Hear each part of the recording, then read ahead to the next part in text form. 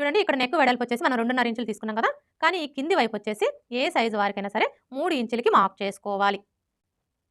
ఇలా మార్క్ చేసుకున్న తర్వాత ఇప్పుడు ఈ 2 మార్కింగ్‌ని కలుపుతూ స్ట్రెయిట్‌గా ఒక లైన్ డ్రా చేసుకోవాలి. ఇలా డ్రా చేసుకున్న తర్వాత ఇప్పుడు ఇందులో మీకు ఏ నెక్ కావాలి అనుకుంటే ఆ నెక్‌ని డ్రా చేసుకోవచ్చు. ఇక్కడ నేనైతే స్టార్ నెక్‌ని డ్రా చేస్తున్నానండి. చూడండి ఈ స్టార్ నెక్‌ని డ్రా చేసుకునేటప్పుడు ఫస్ట్ అయితే మనం ఈ కార్నర్ దగ్గర నుంచి టేప్‌ని ఈ విధంగా పెట్టేసుకొని 1 ఇంచ్ దగ్గరికైనా మార్క్ చేసుకోవచ్చు. లేదంటే 1.5 ఇంచుల దగ్గరికైనా మార్క్ చేసుకోవచ్చు. అది మీ చాయిస్ అండి.